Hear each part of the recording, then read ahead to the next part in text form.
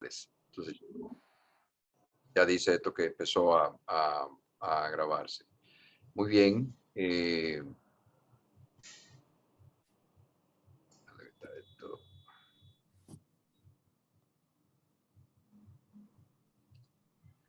Muy bien, buenas tardes y bienvenidos a el IP Week.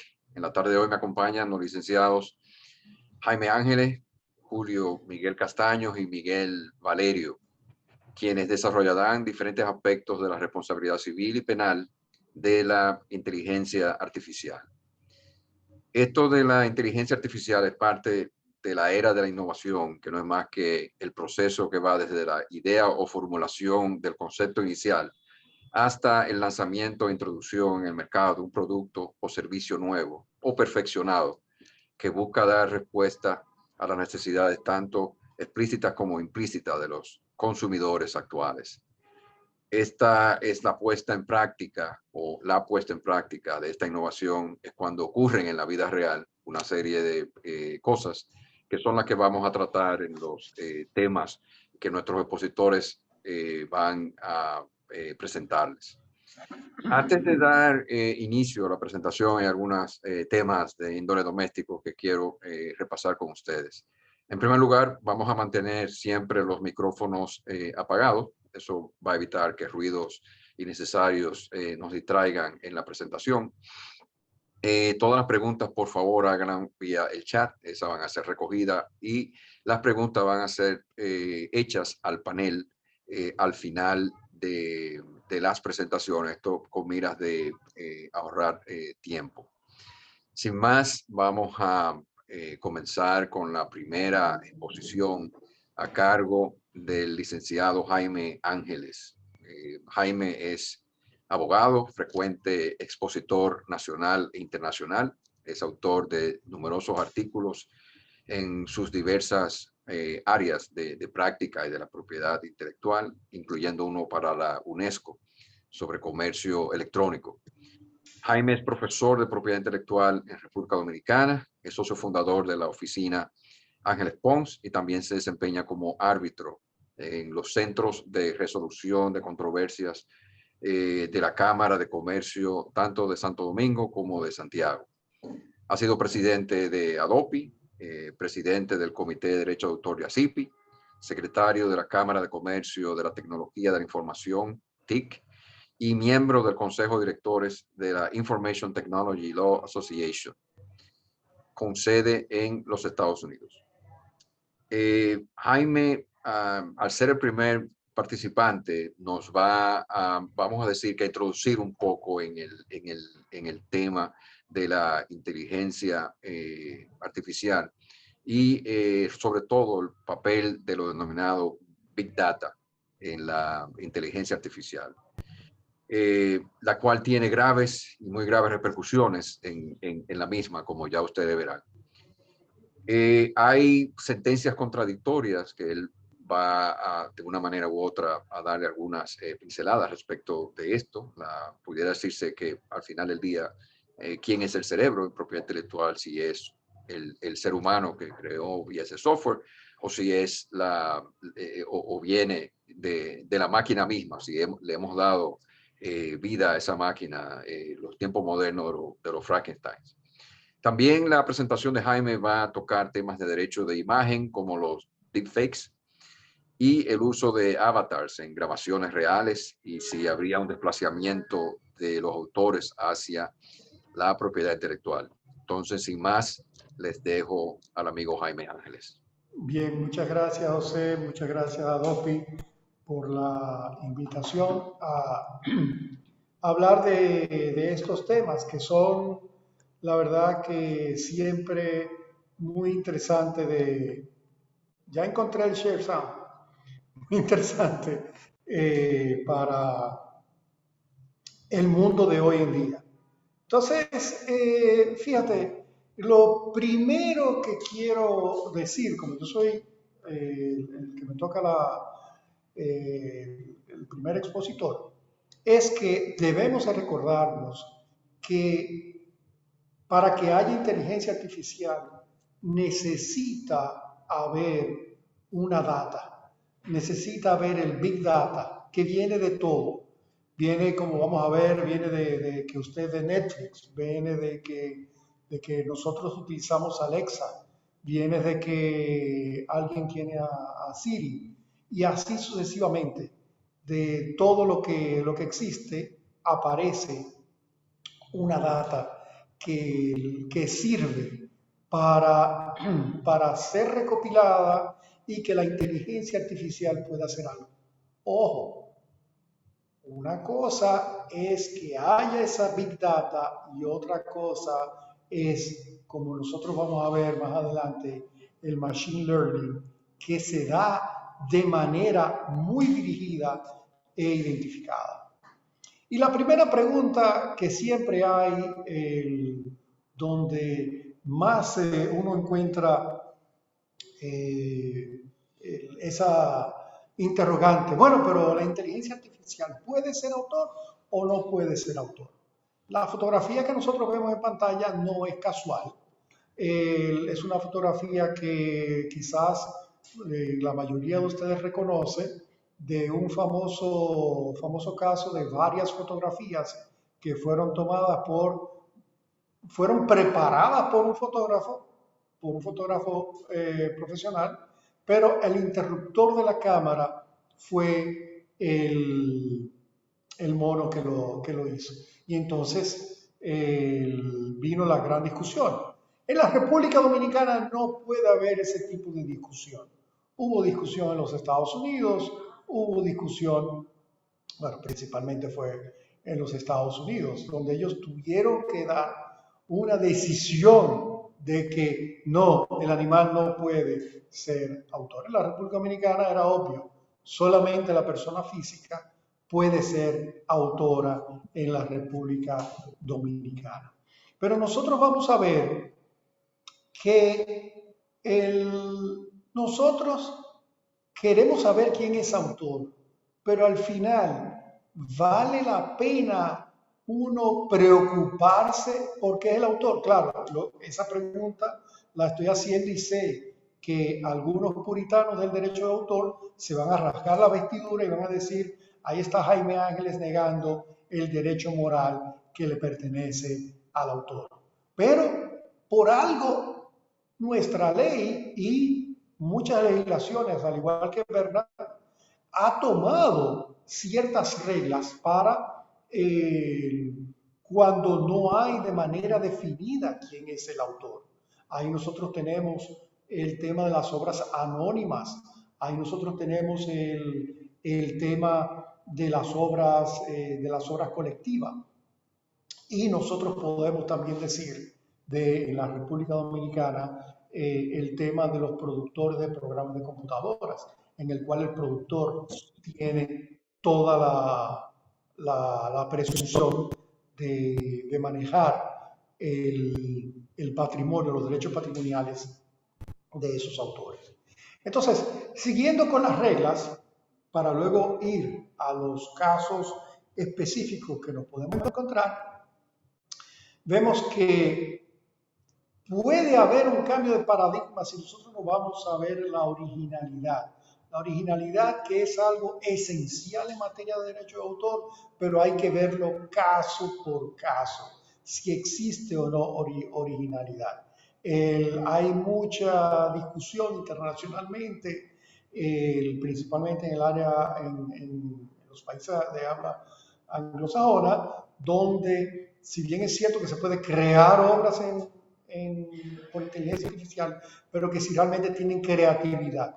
Yo creo que es medio bizantina la discusión, pero existe hoy en día. Lo que sí yo quiero que tomemos en cuenta es el tema de los estilos. ¿Hay protección de estilo en la legislación actual de la República Dominicana? La respuesta corta sería que no. No hay una protección de estilo. Yo soy de los que digo, y lo he repetido muchísimas veces, que hasta Miguel Ángel, cuando pintó la Capilla Sixtina, tuvo que haberse inspirado en algo. En alguna escuela él estudió. Habría que ver qué efecto tuvo eso. El tema de las obras derivadas y el tema de los derechos conexos, eso lo vamos a ver con los ejemplos particulares que nosotros tenemos. Creación de música, señores. Hay decenas de aplicaciones, y cuidado si llega a la centena, de generación de música con inteligencia artificial. Volvemos al punto y lo vamos, quiero tomarlo con el ejemplo más adelante de hasta dónde puede llegar este tema del machine learning. Por ejemplo, el AIBA es se conoce, es una música de lounge, es completamente generada por inteligencia artificial. Y ahí cabría la pregunta, bueno, ¿quién es el autor que responde en esa creación? Pero nosotros tenemos, ya hace un par de años, pero nosotros tenemos inclusive canciones pop que han sido generadas completamente por inteligencia artificial, y esta es al estilo de los Beatles. Entonces,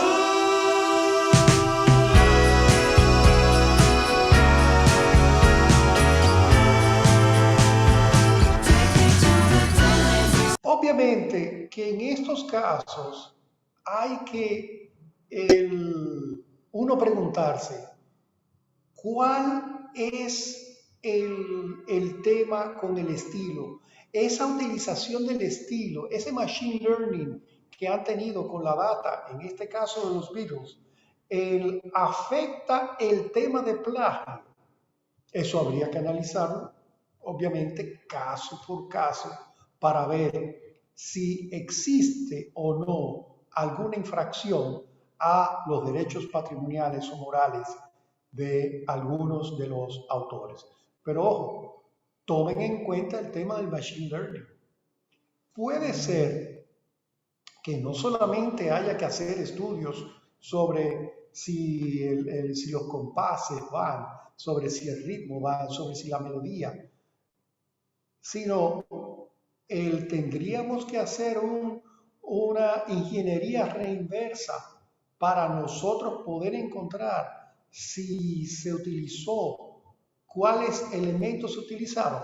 Hay mucha tela por donde cortar, porque ni siquiera con el mundo real nosotros nos hemos puesto de acuerdo, y hay decenas de ejemplos en ese sentido ahora con la inteligencia artificial. Pero miren esto, vamos a salir de la música por un momento. Esto es el caso de la generación de imágenes a partir de texto. Es decir, usted le dice, yo quiero algo, y la inteligencia artificial le genera una imagen que no existía anteriormente. Have you ever seen a polar bear playing bass? Or a robot painted like a Picasso? Didn't think so. DALL-E 2 is a new AI system from OpenAI that can take simple text descriptions like a koala dunking a basketball and turn them into photorealistic images that have never existed before. DALL-E 2 can also realistically edit and retouch photos based on a simple... Obviamente que son situaciones que inclusive le escapan a lo que nosotros pensamos hoy en día, porque hay fotos que nosotros consideramos que son imposibles de tomar. Y de hecho, yo creo que todos hemos visto memes o hemos visto presentaciones donde nos dicen históricamente fotos que se consideran que son imposibles. Como por ejemplo, pocas fotos hay de rayos cayéndole a una persona determinada en un momento determinado. Eso porque nunca sabemos cuándo real y efectivamente va a caer el rayo. Existen ese tipo de fotos, pero son sumamente extrañas. Generación de software, donde existe aplicaciones específicas e inclusive se le ha dado el rating a esta aplicación que se da el caso de más de un 60% de mejoría que si fueran programadores reales. Ahora bien, En este tema, recuérdense que le hablamos de Big Data y le hemos mencionado un par de veces el Machine Learning. Entonces, cuando hay ese entrenamiento, nosotros estamos haciendo un uso justo de las obras porque es una enseñanza, o nosotros estamos haciendo una explotación del derecho patrimonial de esa obra, o mejor dicho, del autor que puede tener el autor, para configurar el machine learning de esa aplicación de inteligencia artificial. Creo que la pregunta no tiene una respuesta actualmente, es algo que hay que sacarle más datos, y me imagino que todo deberá ser hecho, todo deberá ser decidido caso por caso. ¿Por qué? Porque no es lo mismo que se haga una lista de cuáles son las películas y las series más populares en la República Dominicana en la semana de tal y tal, que nosotros vemos ese anuncio todos los días en Netflix, a que se le ponga a una aplicación de inteligencia artificial determinado tipo de música, determinado artista, donde lo único que va a oír es eso. Y ahora bien, parecería fácil, entre comillas, decir, no, eso es un uso y debería de permitírsele al autor cobrar, porque eso es un uso. La ley de derecho de autor dice un uso conocido o por conocerse, y esos son de los usos no conocidos que deberían de ser explotados por el autor. Muy bien. Cuando cualquiera de nosotros escribe un artículo, escribe un libro, no lo hace en base a lo que nosotros hemos leído. Entonces, ¿cuál es la diferencia? Si yo leí una sentencia de la Suprema Corte de Justicia con respecto a la protección del título de una obra, yo puedo sacar 16 cosas diferentes de ahí. Entonces, quiere decir que si yo leí un libro de Shakespeare y yo hablo algo sobre los problemas de la vida y el amor y existenciales, definitivamente, si Shakespeare tuviese derechos patrimoniales, yo tuviese que hablar con los herederos. Es algo que no tiene una solución tan determinada, porque me parece que no es tan fácil decir que estamos en presencia de un uso no autorizado de una obra.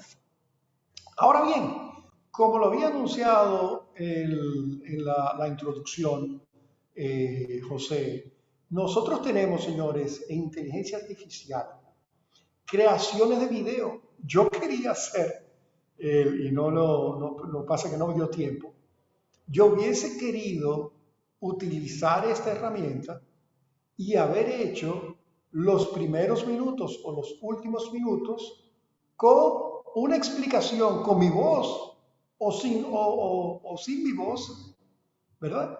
Y otra persona que no existe estuviese dando la charla. Eso es algo perfectamente se puede hacer hoy en día sin ningún tipo de inconveniente. De hecho, hasta se comercializa el hecho. Hay unas situaciones con respecto al que salió electo presidente de Corea. Eso ustedes lo podrán buscar más adelante, de si él tuvo ventaja o no tuvo ventaja con respecto utilizando la inteligencia artificial. Y no solamente hacer un video, hay algo más fácil. Vamos a generar un rostro. Esa señora no existe. Esa señora es un rostro completamente generado con inteligencia artificial. Cualquier cosa puede salir de ahí. Cualquier cosa, o sea, en materia de derecho de imagen, ¿qué pasaría si hay un lookalike? ¿Qué pasaría si hay uno que se parece a Jaime Ángeles? Pero el tema de que si se parece a Jaime Ángeles, yo creo que no sería el inconveniente. El grave inconveniente hoy en día es el deepfake, que nosotros lo hemos visto, desgraciadamente se ha multiplicado para usos poco serios y para usos completamente ilegales. Hay aplicaciones y sitios web, miren cómo, usted nada más tiene que poner deepfake apps en Google, y esto yo lo hice ayer, y o sea, no es algo que se esconde. Obviamente que las situaciones que se generan de ahí, del uso no autorizado de la imagen de una persona, son incontables las situaciones. Ahora bien, fuera del derecho de autor, ¿qué nosotros podemos encontrar?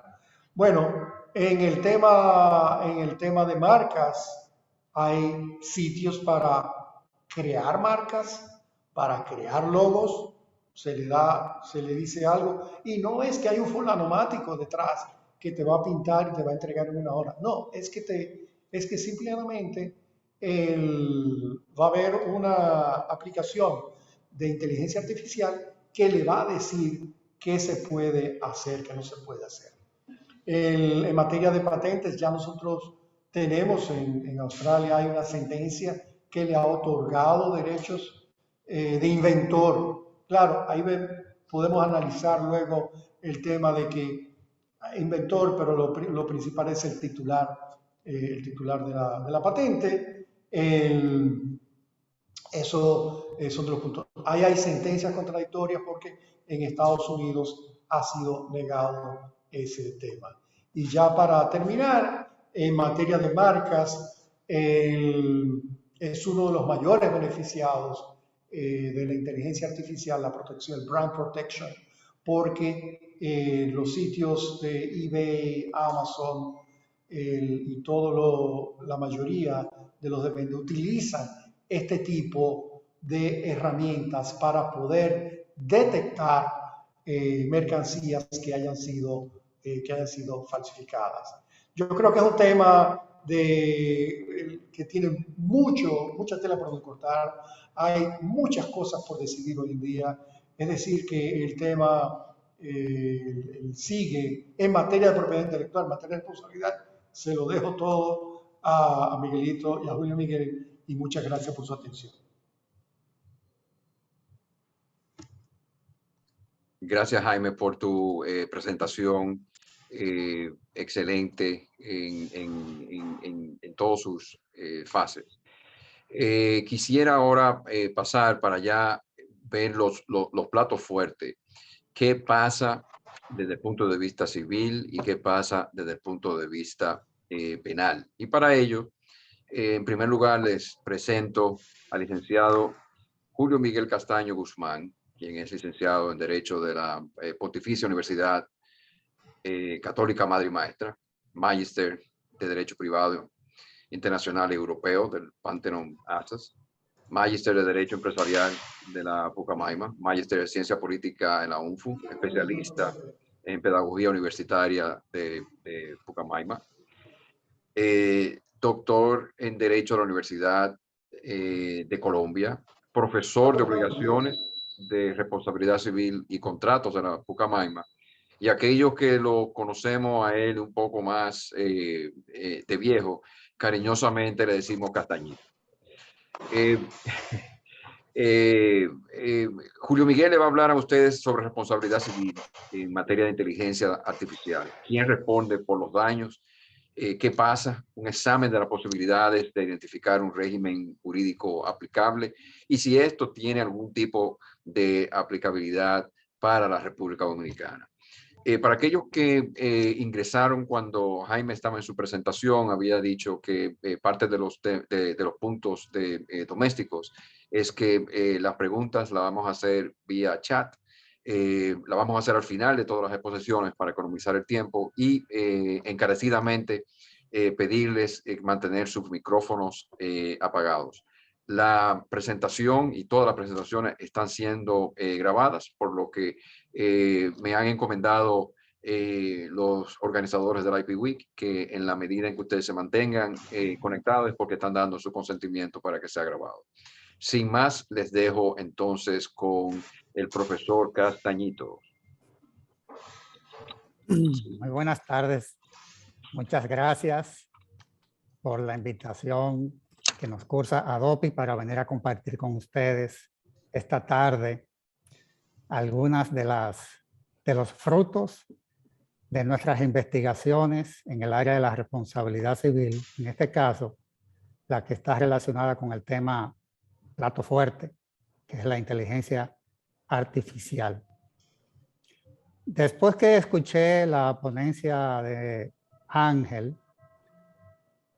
Jaime Ángeles, me he quedado muy pensativo porque me ha enseñado o me ha permitido visualizar que la responsabilidad civil en esta área realmente no tendría una definición concreta y que sería muy difícil lograr identificar una solución jurídica que le proporcione en tanto que sistema jurídico a las personas la seguridad jurídica que se espera que todo sistema le proporcione.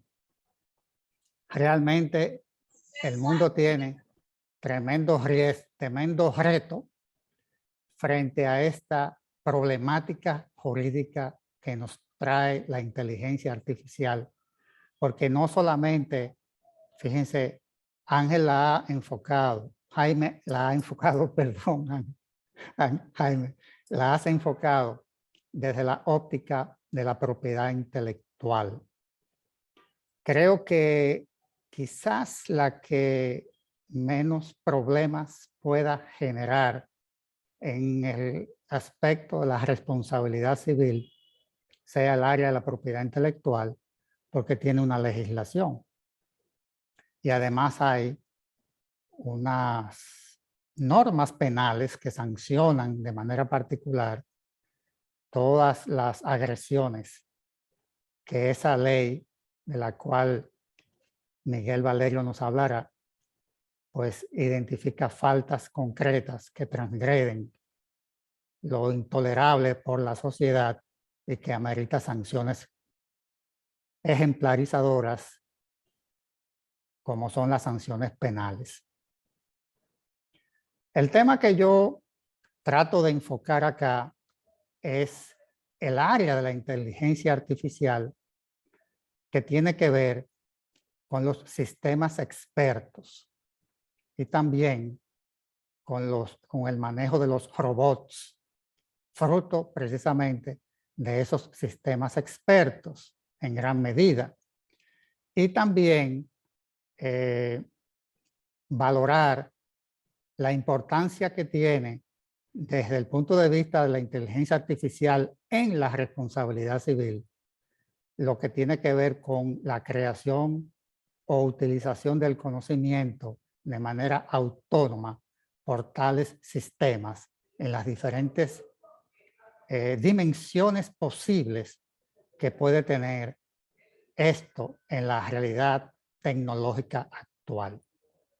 Realmente el asunto es muy amplio porque en la actualidad se enfoca no solamente el impacto desde el punto de vista de una vida virtual, es decir, de la vida que se puede llevar a cabo a través de las computadoras y los software de manera inmaterial, sino también desde el punto de vista de la realidad que como seres humanos vivimos y compartimos el mismo espacio real. En ambos escenarios, la inteligencia artificial realiza y ha realizado aportes donde la autonomía en la generación de conocimientos, aplicación de conocimientos y comportamientos, pues resultan, como bien señalaba Jaime, imposibles de identificar quién es el autor, quién es el dueño de esto. Y sencillamente una máquina lo ha generado. Hemos visto música, hemos visto fotografías en la exposición anterior. Yo les voy a sumar a esas imágenes fabulosas que nos han entretenido esta tarde la idea de aquellos instrumentos que se utilizan no solamente en las computadoras con software inteligente para interconectar a cualquier persona en el mundo y de llevar a cabo determinadas operaciones, incluso comerciales, de intercambio de valores intangibles, sino también lo que pasa en el mundo real. Los automóviles autónomos, los drones, la utilización de instrumentos quirúrgicos que pueden ser introducidos en el cuerpo humano para resolver problemas de altísima precisión y que un ser humano no podría jamás hacer, y que sin embargo la medicina se beneficia de este tipo de avances tecnológicos.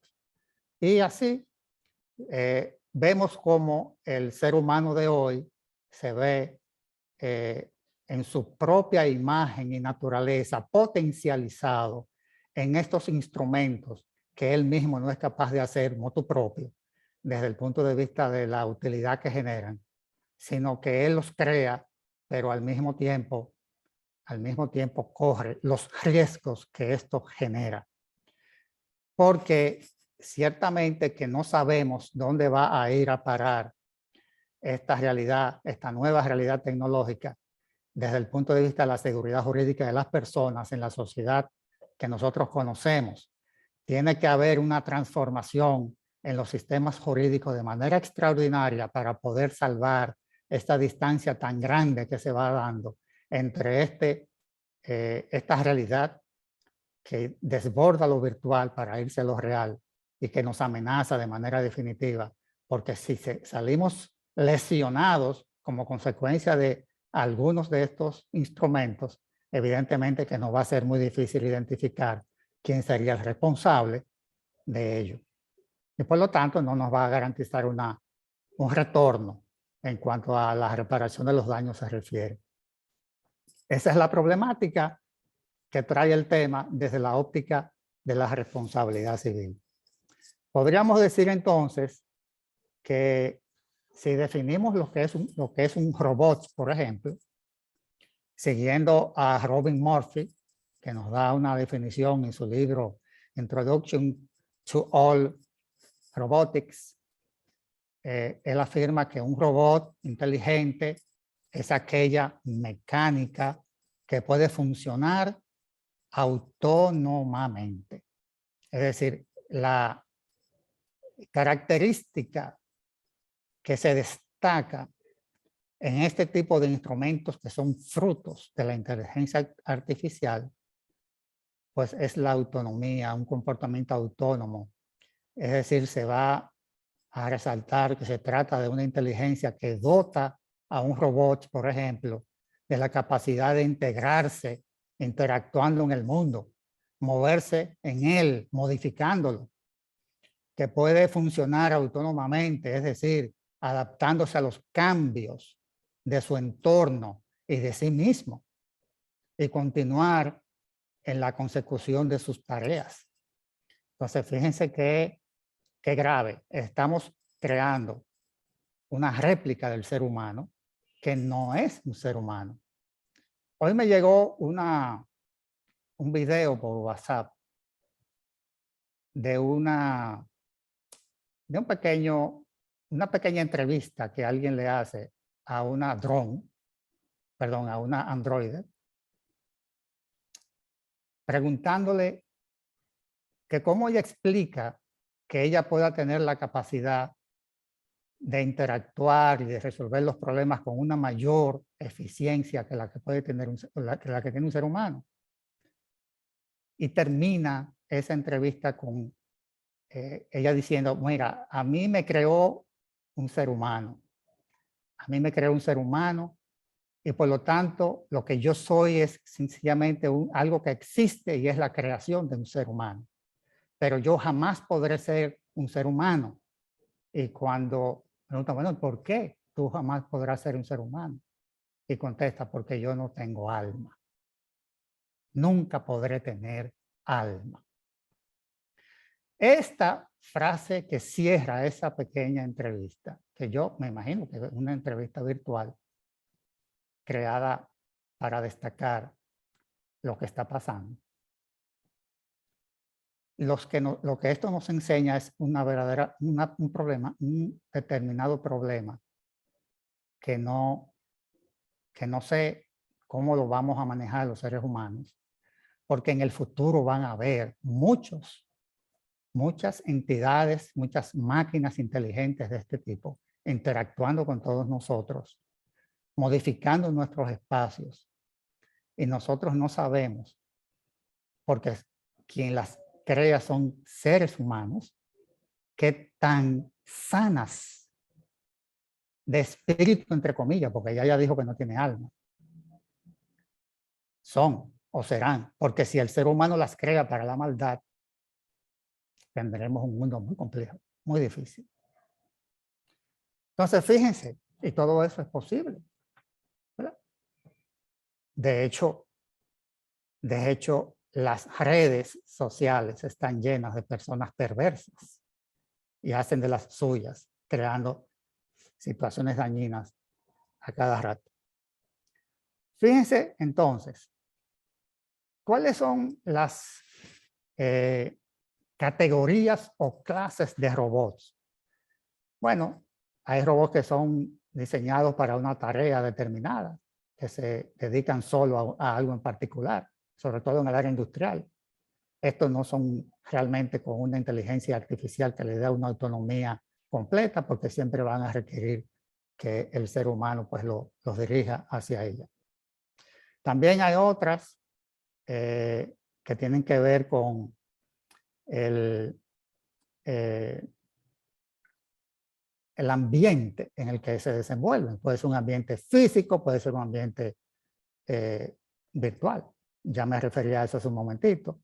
Igual la naturaleza que ella tenga, que ese robot tenga, donde habrán posibles subcategorías de corpóreas e incorpóreas. Los robots son corpóreos, los que interactúan en la vida real, pero incorpóreos son esos pequeños robots que están dentro de los software. Esos son incorpóreos, son programas de computadoras que llevan a cabo tareas inteligentes y creativas que modifican el entorno virtual. Sabrá Dios creando cuántas cosas, virus y demás, capaces de dañar o de hackear. Igualmente están aquellos que interactúan con los seres humanos y aquellos que tienen o están dotados de una autonomía, que son quizás lo que más nos importen desde el punto de vista de la responsabilidad civil, porque todo aquello que pueda ser dirigido por el hombre de manera directa, pues va a tener un régimen de responsabilidad civil muy identificable en base a la falta, en el caso de que haya una falta, o en base al 384 párrafo primero de la responsabilidad civil por el hecho de las cosas inanimadas, de acuerdo a la categoría virtual o física que tenga esta cosa, este instrumento en la realidad. La gran pregunta aquí es, ¿quién responde por los daños que se causen por un robot, por una máquina, por un software que tenga esa inteligencia artificial que le proporcione autonomía, que puede ser una autonomía plena, puede ser una autonomía parcial, pero podría ser también un instrumento teledirigido. Es decir, dependiendo de las diferentes categorías que sea, pues la solución de la responsabilidad civil aplicará desde el punto de vista de las instituciones jurídicas que hoy tenemos en nuestra sociedad en base al Código Civil napoleónico, que se adapta a todas las épocas. Lo que va a cambiar son las técnicas interpretativas. Ahora bien, este problema de la autonomía no parece tener una solución en el Código Civil. Parece que la fórmula para identificar a un responsable aquí tiene que crearse, tiene que diseñarse. Y ese diseño podría ser o provenir de la fuente jurisprudencial, pero el mundo entero prefiere que sea una fuente legislativa. Los temores que trae la fuente legislativa es la de que afecte el propio desarrollo tecnológico, o de que no logre alcanzar la velocidad de la transformación que nos trae la propia inteligencia artificial, que es mucho más rápido la capacidad de reacción de la sociedad desde el punto de vista de la legislación. Es decir, de dictar normas positivas que puedan enfrentar o brindar la seguridad jurídica que se requiere frente a este nuevo fenómeno. La velocidad con que va es inalcanzable para el legislador. Es muy difícil que una ley pueda mantenerse por mucho tiempo, dándole garantías a la gente con un sistema de responsabilidad civil, aun cuando sea basado en instituciones conocidas ya por la humanidad, como son la tesis de la falta o la tesis objetiva basada en las presunciones. Yo considero que quizás la más efectiva podría ser la que se basa en la tesis del riesgo, la verdadera tesis del riesgo, no la tesis del riesgo que aplica la jurisprudencia dominicana, que no es la tesis del riesgo. Aquí se aplica una presunción de falta en base a lo que se conoce como la falta en la guarda.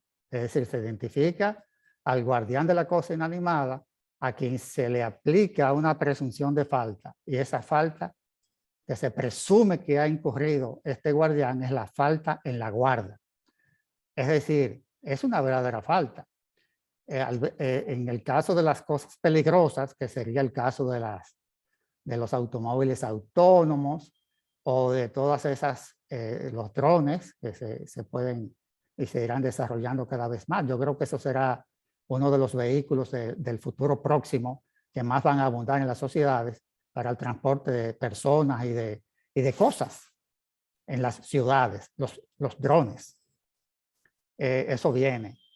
Y esta situación de identificar pues, a un responsable sobre la base de una presunción de falta, que se monta sobre la idea de un concepto de falta objetiva, que fue el que nos dieron los hermanos Massot en su momento, a principios del siglo pasado, que es una especie de intermedio entre la radicalidad de la falta y la radicalidad del riesgo, ubicándose en una tesis objetiva basado en un parámetro de conducta esperada, en un comportamiento de un hombre razonable.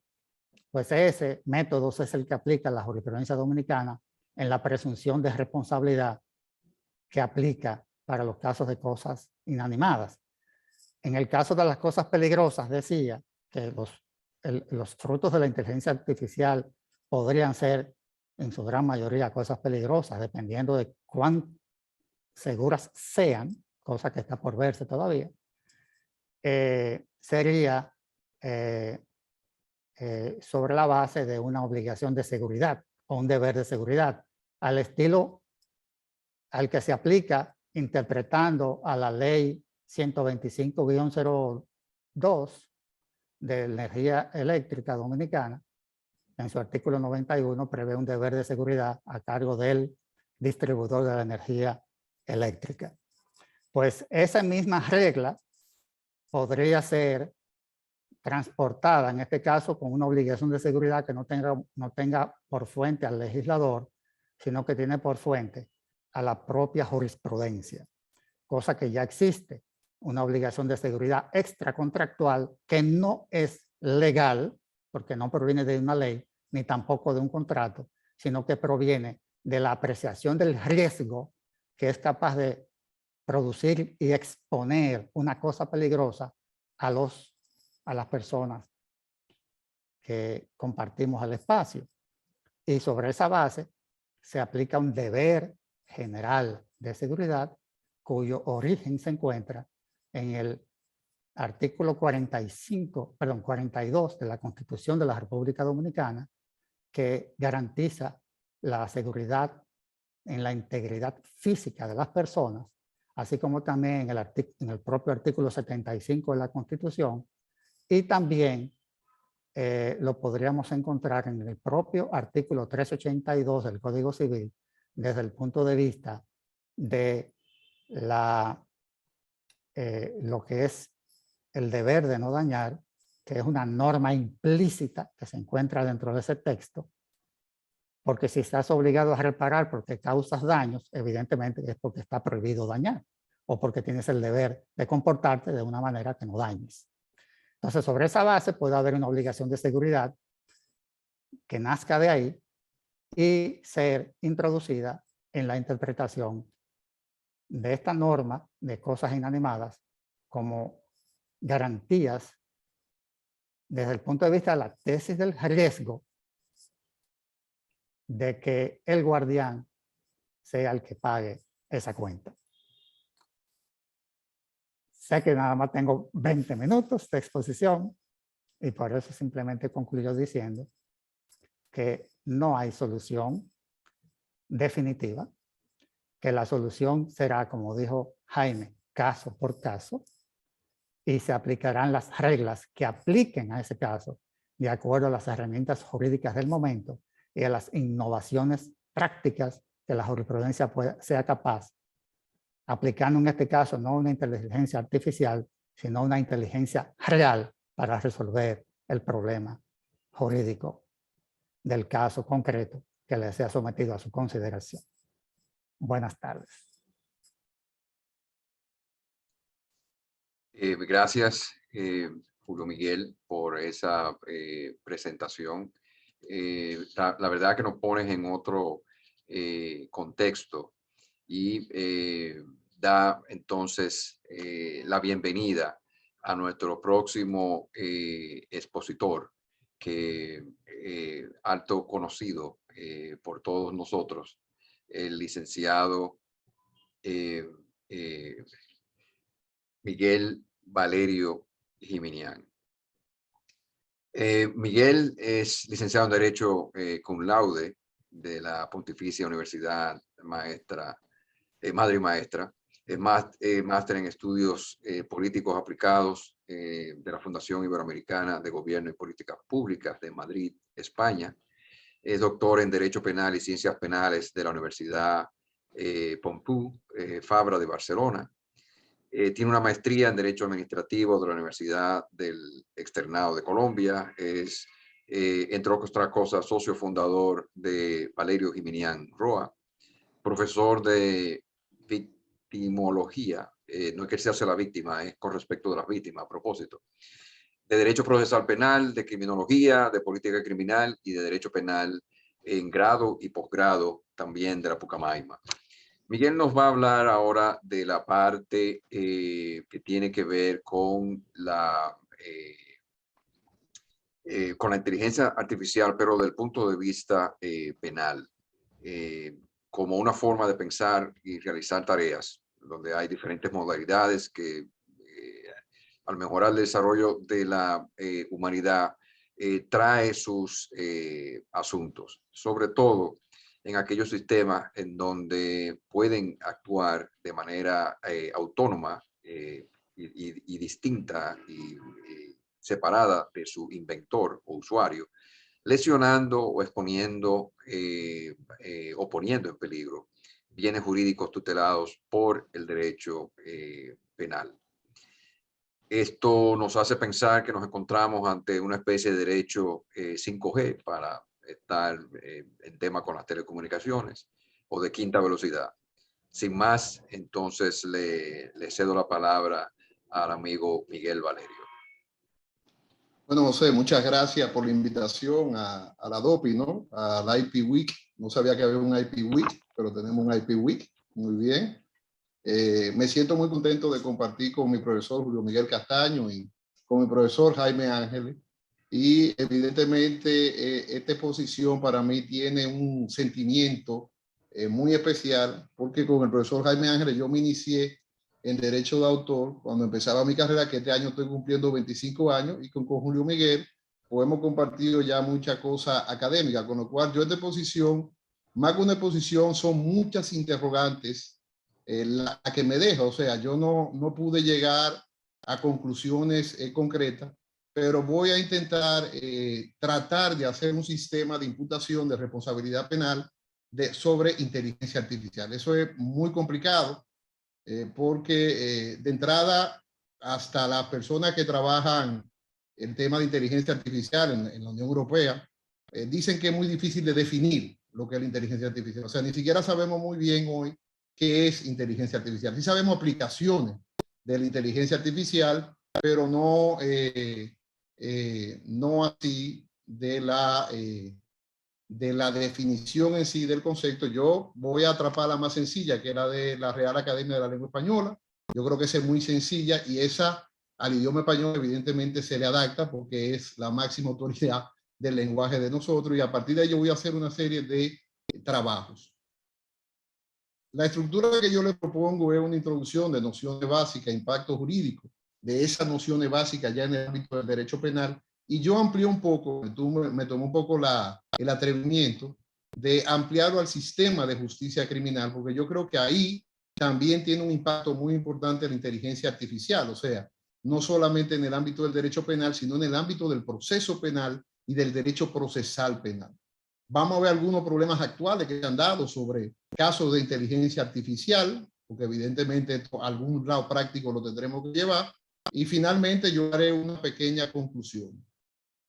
De entrada, yo quisiera decirle que cuando empecé a analizar, ya hace un tiempo, porque cuando me invitó Mónica, bueno, pues me puse a estudiar inmediatamente y yo me trasladé a 100 años de soledad. Y yo me imaginaba al coronel José Aureliano Buendía, que bebía en la zona universitaria y que lo iban a matar en la UAS. Y que una persona física se pone de acuerdo con un sistema de inteligencia artificial, en este caso Waze, para que el coronel Aureliano Buendía pase por el lugar donde lo van a asesinar. Y evidentemente uno creería que eso es ciencia ficción o literatura, pero en Japón un robot mató a una persona porque se desprogramó. O sea que evidentemente, y a la de una muerte, ahí hay una tutela del derecho penal como tal. O sea, tal vez el bien jurídico que más protege el derecho penal por la lógica de la vida. Con lo cual, lo que era artificial o lo que era irreal, lo que era un mundo mágico, hoy se convierte en realidad. La inteligencia artificial en la RAI se define como la disciplina científica que se ocupa de crear programas informáticos que ejecutan operaciones comparables a las que realiza la mente humana, como el aprendizaje o el razonamiento lógico. Evidentemente que cuando uno se ve con estos sistemas, como decía Julio Miguel, robots, drones, carros automatizados y una serie de situaciones, tiene que plantearse inmediatamente qué voy a regular. O sea, si hay algo que tiene que ver el legislador, o sea, ¿qué voy a regular? Y evidentemente de que una de las situaciones cuando uno va leyendo literatura del tema es que parecería que no estamos hablando de una máquina, sino que estamos hablando de una persona en sí. Y no de una persona jurídica, de una persona física. Y ahorita yo voy a hacer una comparación entre la responsabilidad penal de la persona jurídica y lo que sería la responsabilidad penal de eso que se está llamando persona artificial o persona robótica o diferentes cosas. O sea, porque ya el tema se ha venido tratando, no con regulaciones exactas, que son de la propuesta que uno tendría que hacer. Inmediatamente habría que hacer regulaciones porque yo creo que el sistema como tal no estaría preparado para la regulación de la inteligencia artificial. En sentido práctico y haciendo un resumen, hay 4 tipos de inteligencias artificiales que tendríamos que ver la regulación que vamos a tomar y cómo se impacta en el derecho penal. La primera, la más sencilla, la que tal vez conocemos mucho más, es la inteligencia artificial asistida.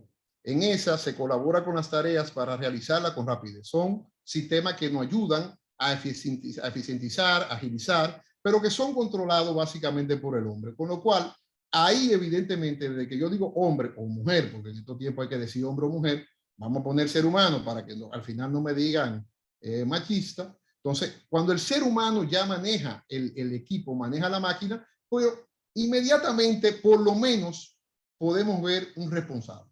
Inmediatamente, o sea, bueno, aquel que maneja la máquina tiene una posición de garante de deberes de vigilancia sobre la máquina. Bien.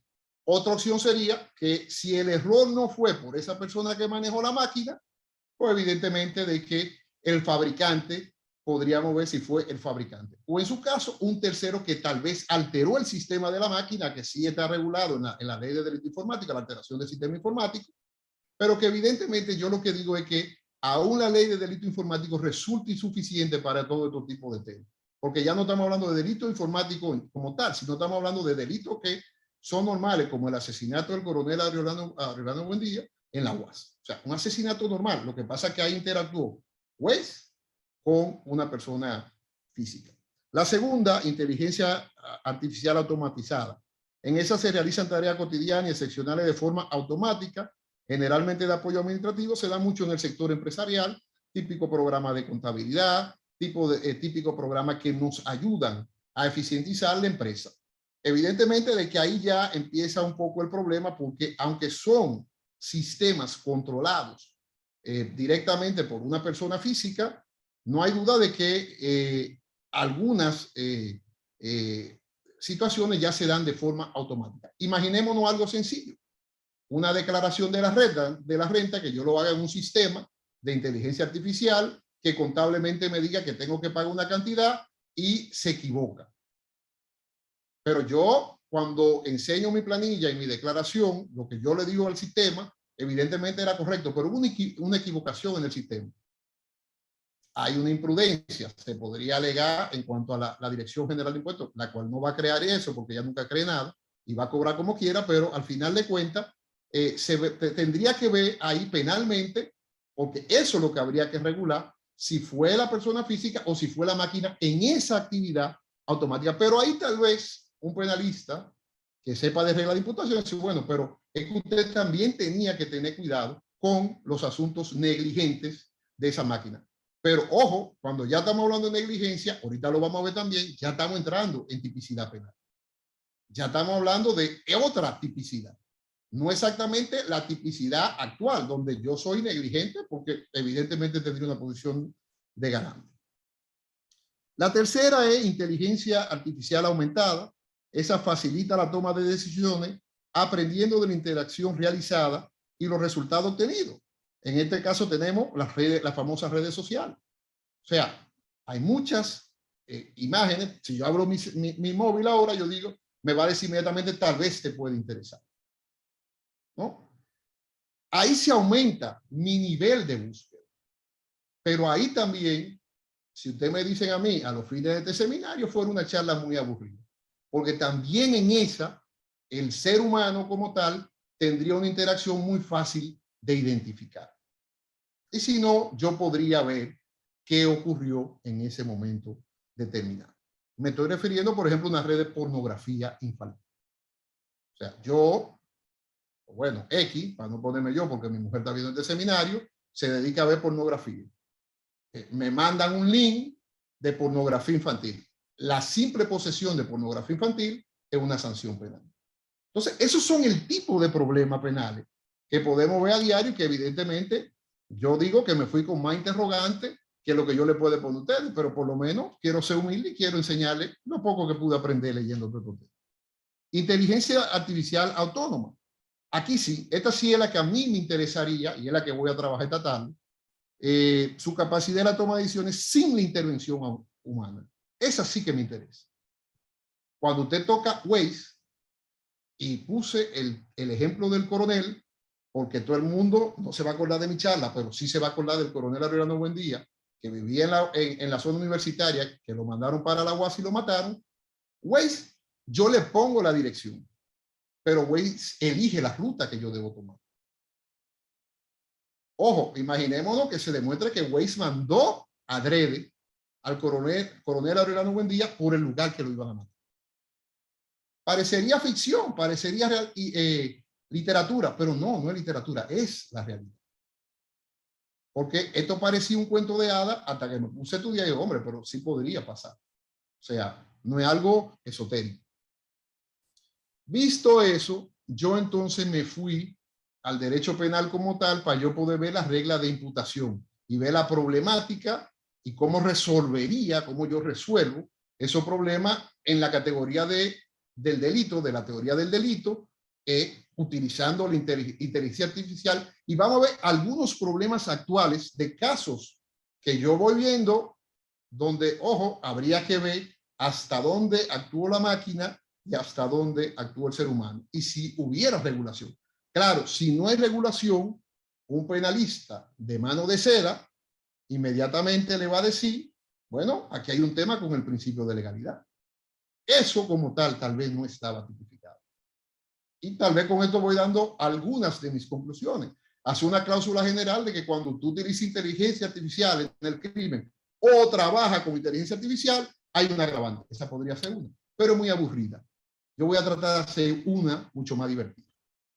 Vamos a ver entonces cuál es la necesidad de regulación penal, qué pasa con la conducta, quién actúa ahí, cuáles son los diferentes tipos que habría que ajustar para abarcar la conducta de la inteligencia artificial, qué pasa con la antijuricidad, con la lesión ya del bien jurídico, quién lesiona el bien jurídico, quién lo pone en peligro, quién actúa así, el ser humano o la máquina.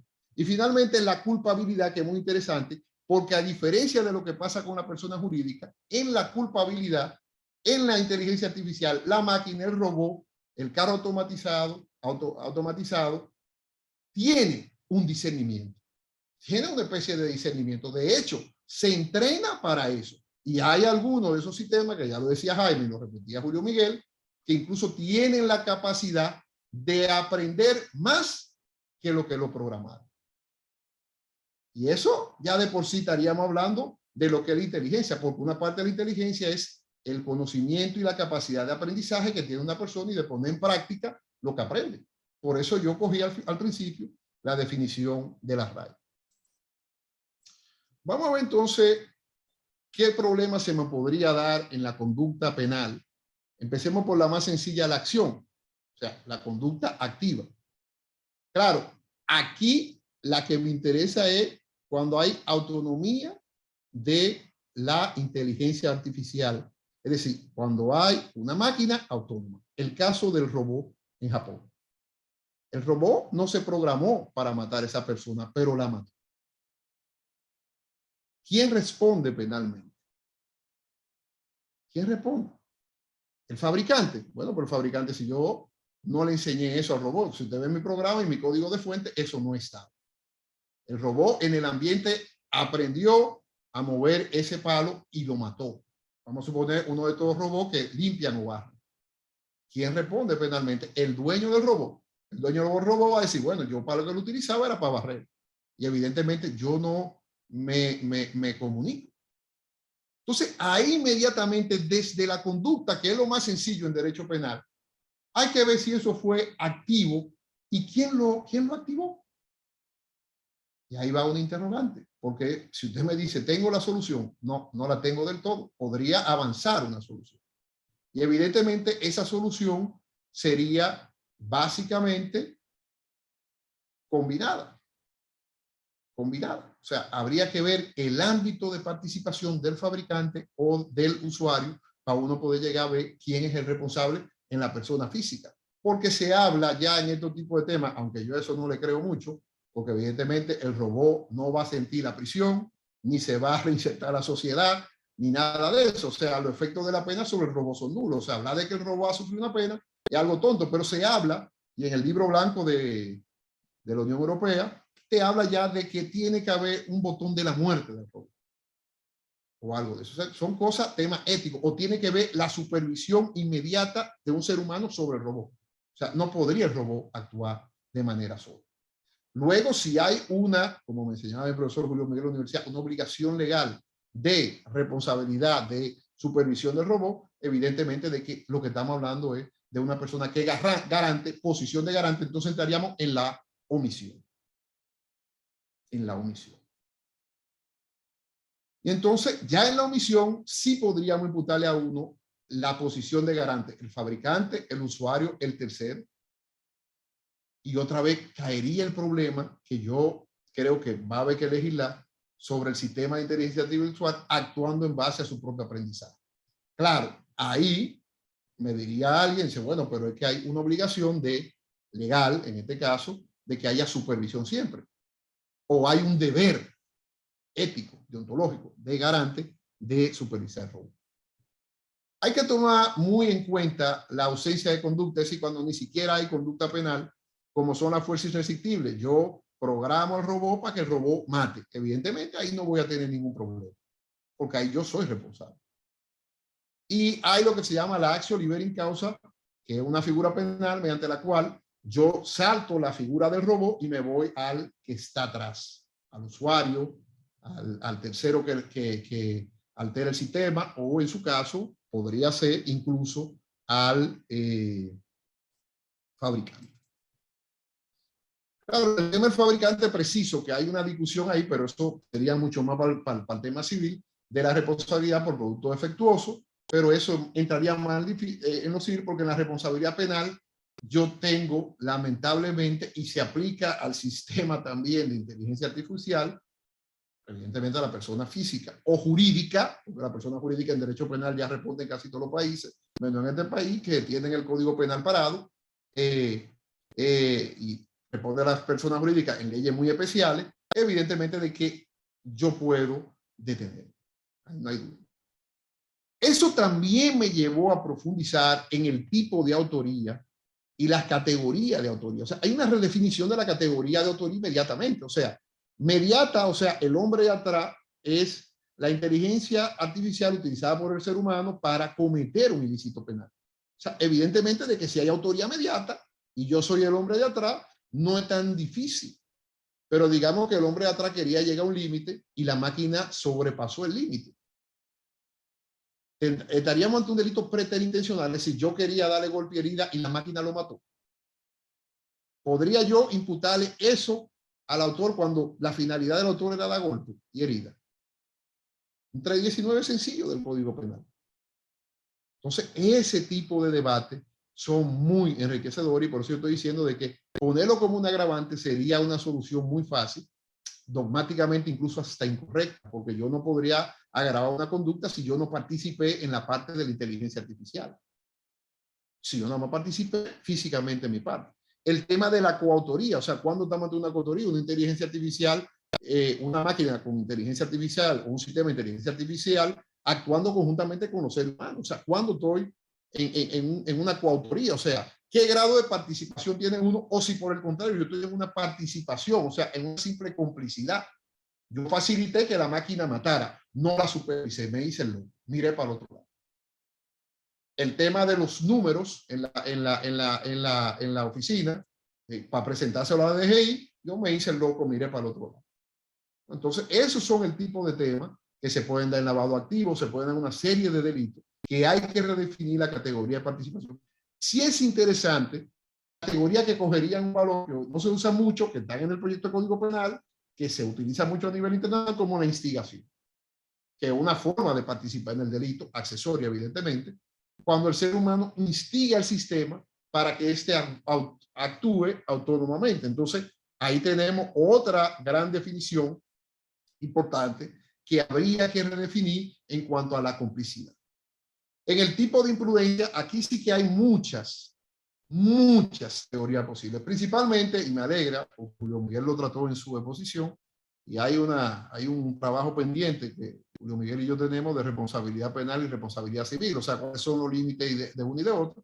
Pero Julio Miguel dijo que el mayor reto es legislar sin evitar que la sociedad, que el mundo avance, porque la gente diga, yo tengo miedo a crear sistemas porque yo puedo entrar a ser sancionado porque hay imprudencia para el fabricante, aunque yo no lo programé el robot para que matara. Yo debí prever que ese riesgo estaba latente de que esa máquina tenía una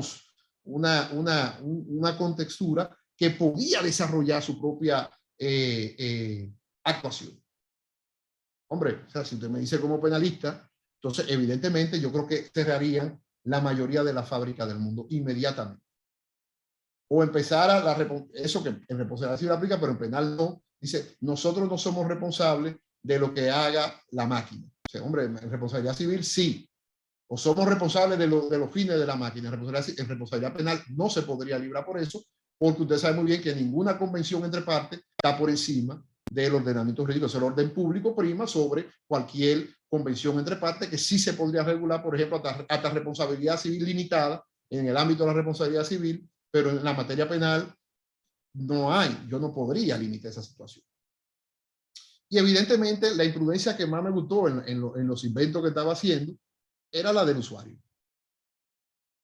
Claro, porque el usuario podría ser el más negligente, pero si el más negligente es el que más hay que regular, entonces nadie compraría máquinas. No habría consumo de máquinas. ¿Por qué? Porque el usuario al final de cuentas no tiene el entrenamiento del que hizo la máquina, del fabricante. El usuario no es responsable por productos defectuosos, pero el usuario tampoco tendría el control de lo que aprendiera esa máquina en su ambiente y que desarrollara habilidades que no estaba programada. Porque hoy por hoy no sabemos hasta dónde puede llegar la inteligencia artificial. Eso es importante, muy importante. Y por eso es que yo empecé por lo más sencillo, que dice la RAI, cuáles son los diferentes tipos de inteligencia artificial y cómo yo regularía cada tipo de inteligencia artificial. Es el juego que estoy haciendo. Sigo con la tipicidad, que es la categoría que más tiempo le estoy dedicando. El tipo doloso. O sea, fíjense que el dolo en materia penal exige un conocimiento de que yo estoy en una actividad delictiva. Hombre, pero cuando utilizo inteligencia artificial para cometer el delito, aumento ese conocimiento exponencialmente. Tengo más conocimiento que un ser humano normal. Un ser humano que no utilice la inteligencia artificial, porque claro, las máquinas no terminarán diciendo toditos normales también, y nos sacarán la lengua, eso viene también, pero mientras tanto, sigo siendo una situación, una regulación impactante, interesante, sobre qué tipo de conocimiento de dolo le exijo yo a ese que utiliza la máquina. Un dolo especial crearía. O el fabricante no, porque el fabricante liberarse al derecho penal es muy difícil, y por eso tal vez lo que tendríamos que hacer, Julio Miguel, es hacer regulaciones que incentiven. Es decir, el fabricante será responsable hasta en el Código Penal para que el riesgo del fabricante sea mucho más alto, porque si yo le pongo un riesgo, como el dolo eventual clásico que tenemos actualmente, que yo tengo que prever casi todos los riesgos que da esa máquina, el fabricante no haría nada, separaría el mundo. Y esos son los retos del derecho penal. Precisamente es el reto del derecho penal económico, del derecho empresarial. Lo que pasa es que esto va mucho más allá, y por eso yo le dije de quinta generación. Ya no hablamos de una segunda velocidad de la persona jurídica. Ya tenemos que hablar de una quinta generación, porque esto vuela, una quinta velocidad, esto vuela. Esto es algo tan novedoso que no podríamos hablar de la tercera, porque todavía no sabemos a dónde va a llegar. Tal vez después viene otra cosa que ya no es inteligencia artificial más interesante. En la tentativa, ojo, aquí sí yo tengo cosas interesantes, porque hay casos, usted sabe muy bien que en materia penal, en la tentativa, la regla es que el acto preparatorio no es un acto preparatorio cuando uno prepara un crimen. Ah, bueno, yo voy a matar a Juana Pérez, tengo la pistola, pero no la uso, no la toco, evidentemente ahí no hay un acto preparatorio. En derecho penal, cuando yo disparo, que ya efectivamente la conducta que yo hago puede producir la muerte de Juana Victoria, ahí empieza lo punible. Cuando yo quiero sancionar el acto preparatorio, digo, el acto preparatorio, por ejemplo, una estafa con una falsedad, si el acto preparatorio fue la falsedad y yo no estafo con ese documento falso, evidentemente que el acto preparatorio sí es punible, porque hay una legislación que trabaja la falsedad del documento. Pero imagínense un caso interesante donde una banda criminal hace un cribado para hacer una estafa de personas y no utiliza ese match que dice son ancianos de 80 años, tienen una tarjeta y una llamada de tal cosa. Ese acto preparatorio, ¿cómo yo lo penalizo? Porque lo que hizo fue un cribado y tal vez una compañía que se dedica a hacer cribado. Y esos cribados se hacen con inteligencia artificial. Entonces, ahí observamos cómo la tentativa tendría que regular esos actos preparatorios cuando son con inteligencia artificial. Una propuesta sería básica, decir, en aquellos casos donde los actos preparatorios sean con inteligencia artificial, esos actos son punibles. Es una cláusula muy general y tal vez lo acusarían de derecho penal en blanco. Entonces, habría que ir a ver caso por caso para ver cuáles son los casos que tendría que regular. En el tema de la culpabilidad, y esto lo voy a decir muy rápido, la diferencia con la persona jurídica es que las máquinas sí tienen un pensamiento, un discernimiento, una finalidad, y saben que al principio deberían saber por qué actúan. Aunque, como dijo Julio Miguel, yo nunca seré un ser humano. Yo agregaría más por el tema del sentimiento. Pero aquí, evidentemente, hay la necesidad de mejorar la culpabilidad porque la persona artificial, que así es que se le está llamando, también podría tener responsabilidad penal, y en el libro blanco ya le dice, el ser humano tiene que vigilarlo, pero también tiene que tener el botón de la muerte. En el proceso penal, entonces ya cambia, porque ya ahora es la aplicación que se está haciendo la justicia criminal actualmente. Yo en el proceso penal lo dividí en tres, y lo voy a hacer muy rápido porque creo que ya voy llegando a mi tiempo, y estos son temas que yo tendría que dedicarle hora y hora, entre otras cosas porque yo hablo muchísimo. Método de investigación, estrategia de los casos, la teoría del caso que está muy de moda ahora en proceso penal, y las decisiones judiciales, la solución de los conflictos con inteligencia artificial. ¿Qué ocurre en estos casos? En los métodos de investigación se está utilizando hoy el mapping crime, ustedes lo saben, está ahí. ¿Cómo yo utilizo esa prueba? La base de datos de ADN, yo duré 10 años, mi tesis doctoral fue sobre base de datos de ADN. Esa máquina tiene una capacidad de comparar perfiles genéticos de personas, identificar a persona física con un simple perfil, una gota de saliva callada en la salida del crimen y decir que fue Pedro Pérez. Ese tipo de inteligencia artificial, cuando se altera en Estados Unidos, utiliza para otros fines que no son $200,000 la multa y prisión en Estados Unidos. Porque se sabe que es muy poderoso el tema del perfil genético. De hecho, ahí hay derecho a la intimidad genética y hay una serie de cosas. Los registros de ofensores sexuales que lo tenemos en Estados Unidos, que uno tiene una computadora y dice Juan Pablo, Barrio Libertador. Y te dice, sí, Juan Pablo Pérez, Juan Pablo Rosario, en la calle tal, es un ofensor sexual. Se está utilizando inteligencia artificial. Le busca la calle, le busca la cosa. El valor probatorio en los juicios depende de los protocolos. Generalmente son pruebas que tienen que ser corroboradas con otra prueba, porque son pruebas muy concluyentes, muy determinantes. En el caso del perfil genético, nada más son 99.9% de ese perfil genético encontrado en la escena del crimen coincida con el que tenemos en la base de datos de ADN. 99.9%. Y eso se ha utilizado para detener carreras criminales, criminal en serie y una serie de cosas más. En la estrategia de los casos, los buscadores de jurisprudencia, aquí tenemos un maestro, un buscador de jurisprudencia. Entonces, Julio Miguel, si todavía tú picas con el sistema tuyo de buscar jurisprudencia, pero evidentemente ese buscador de jurisprudencia por jueces en un caso determinado puede llegar a una línea jurisprudencial.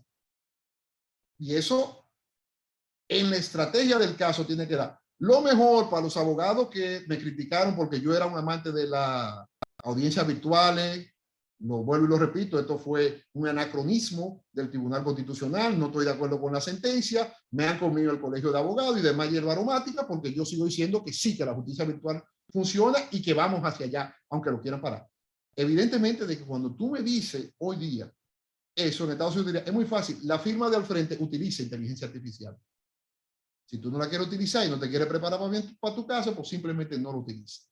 En la teoría del caso sí hay un problema de la inteligencia artificial, que es un ejemplo que se pone en todo este tipo de libros, que es el de la inteligencia artificial. Si es ajedrez, es ajedrez.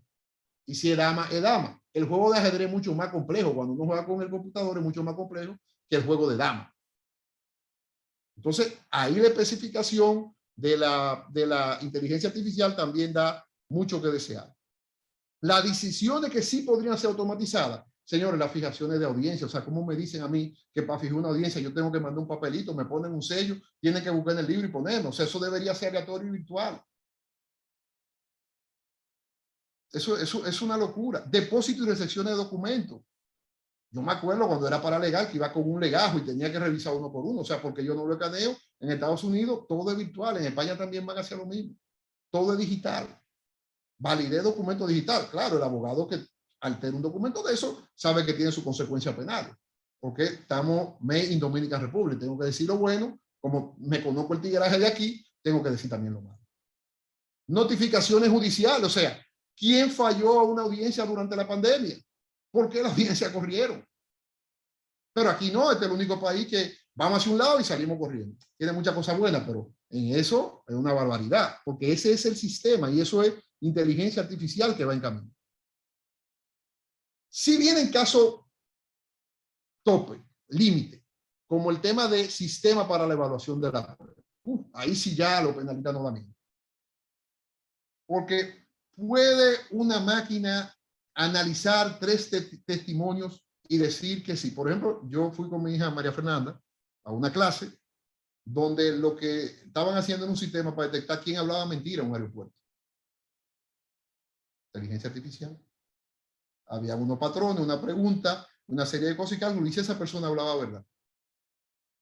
Pero la pregunta a todos ustedes, y con eso que yo le digo, cuando uno está leyendo inteligencia artificial, cree que está hablando con un ser humano también. Y el hombre no se equivoca.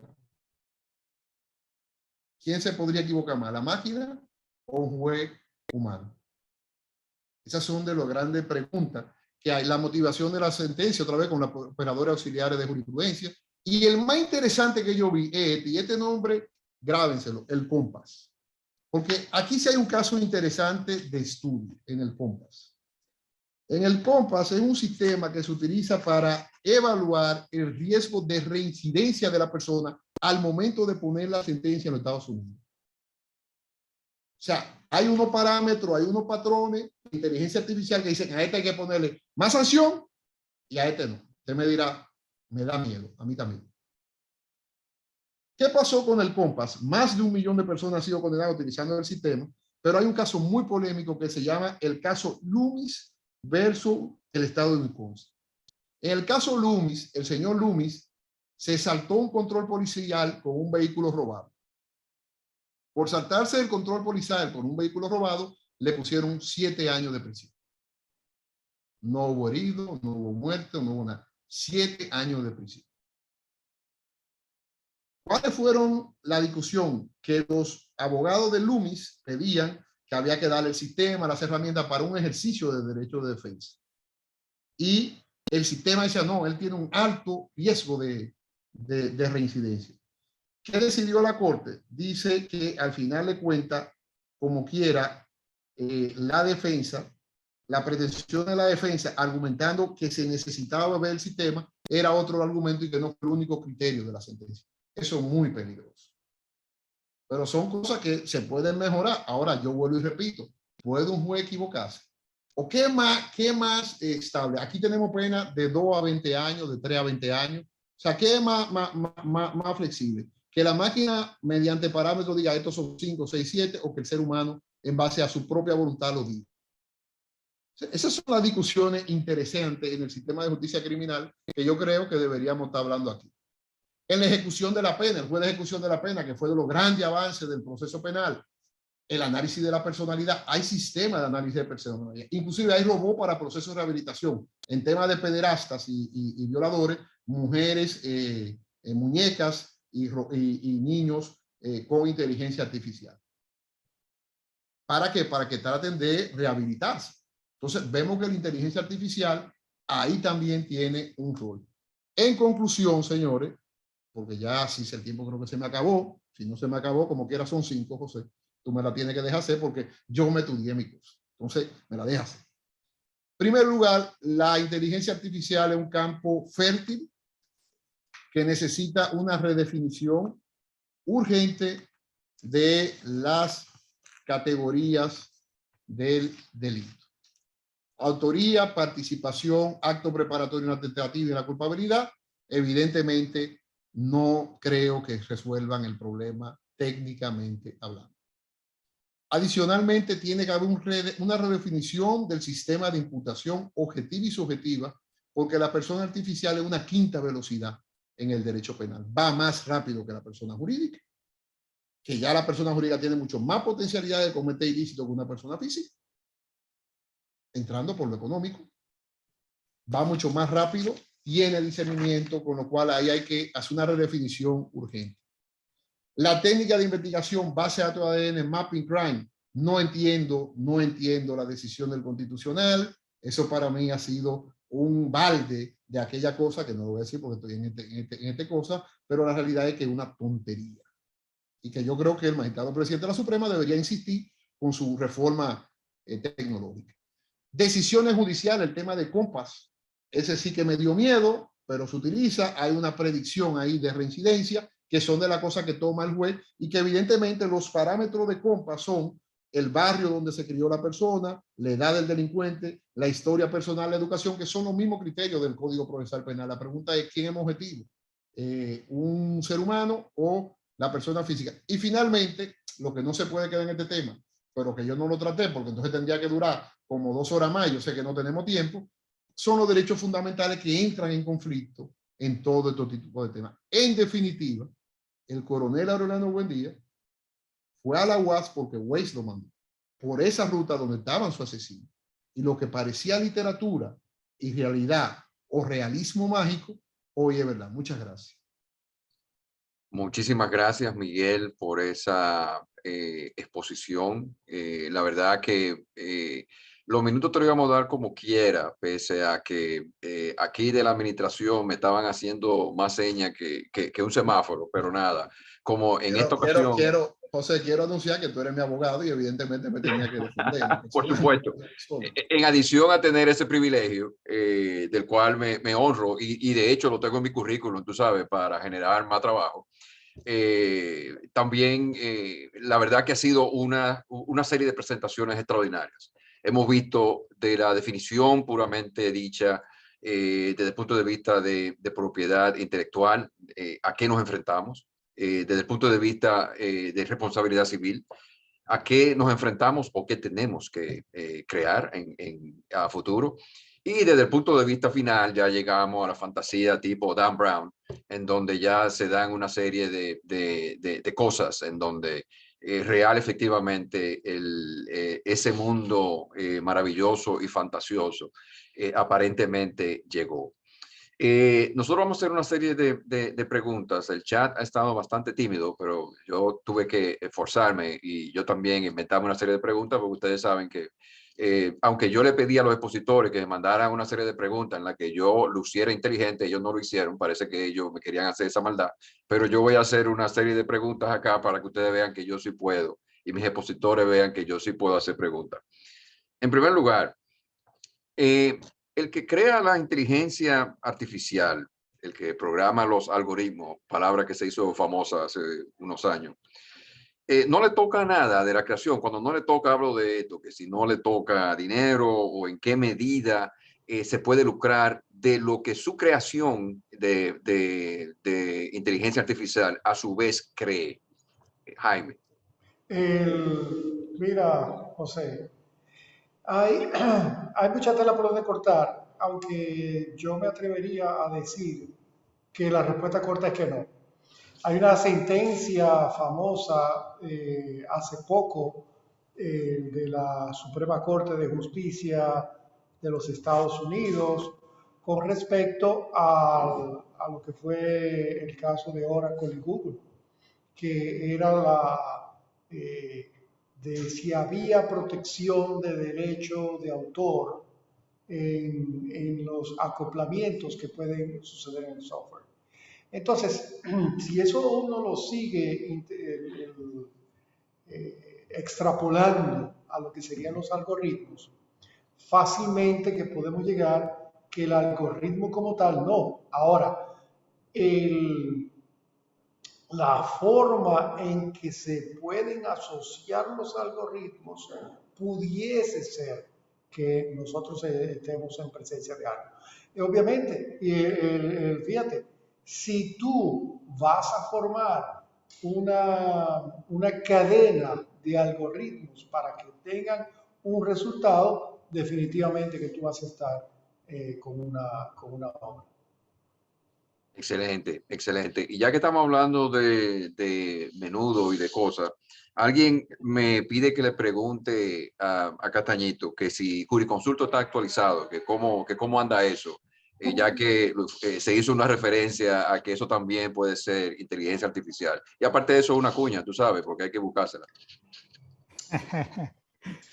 Bueno, déjame decirte que sí está actualizado. Excelente.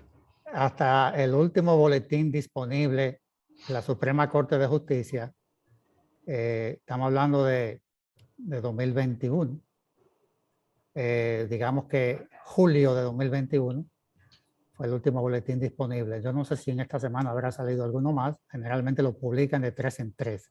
Sí lo está. Ya, excelente. Y vamos a continuar contigo. Y alguien pregunta que si sería recomendable aplicar la teoría del riesgo en la responsabilidad civil en los casos de inteligencia artificial. Bueno, yo creo que esa sería una solución viable por el momento. Es decir, la verdadera teoría del riesgo, no la que aplican aquí en los temas de cosas inanimadas, que hablan de riesgo, pero eso no es teoría del riesgo. Eso es un riesgo creado después, es decir, no es creado por la propia peligrosidad de la cosa, sino creada por alguien, por el guardián. El riesgo que se aplica aquí es el creado por el guardián, es decir, es una falta del guardián, no el riesgo de la cosa, que es el que sí los franceses diseñaron y que aquí hay una resistencia tremenda en acoger la tesis de esa forma. Pero sí, yo creo que sería una manera de comenzar a abrir caminos. No todos los casos son iguales. En algunos casos será posible hablar de presunciones, en otros de falta pura y dura, como tradicionalmente se conoce, y en otros, pues ni modo, el riesgo, pero el riesgo-beneficio y la propia riesgo creado, pero creado por la propia cosa peligrosa. Entendido. Una pregunta, y ya estaba para Miguel, y tú que estabas hablando de el coronel famoso, Weiss y demás. Para fines de prueba, ¿cómo un abogado penalista pudiera entonces someter al tribunal una prueba de quién sería, bueno, en adición al autor material, que es más fácil, para eso está en la cámara y bien qué fue lo que hizo el tema? Pero el actor intelectual, porque ese actor intelectual es el que hace la programación, entró a Waze o hackeó a Waze, puso una ruta en específica en donde esa persona que maneja creyendo en Waze religiosamente, más allá de lo dogmático, pasó por ese lugar en donde lamentablemente el destino le jugó una mala situación. ¿Cómo yo pruebo eso, Miguel? Estás en mute a propósito.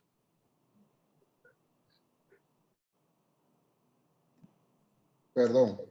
En el tema de la prueba electrónica, evidentemente de que hay mucho que hacer, porque ahí uno probar que se hackeó el sistema o que un agente entró, habría que ver el momento, la prueba, la cadena de custodia, o sea, habría que ver una serie de evaluaciones, pero lo principal es que cada prueba de esta prueba moderna, lo que sí la jurisprudencia dice, es que un indicio muy potente, pero tiene que ser corroborado con otras pruebas. No nos podemos limitar simplemente al tema informático, porque en el tema informático cualquier persona. Ahora, sí vuelvo y repito, que la que más me interesó de las 4 inteligencias era autónoma, cuando el sistema solo, no sé cómo, pero estaría interesante, determinó que la ruta que había que coger era la que llevaba al punto del asesinato. Esa es muy interesante.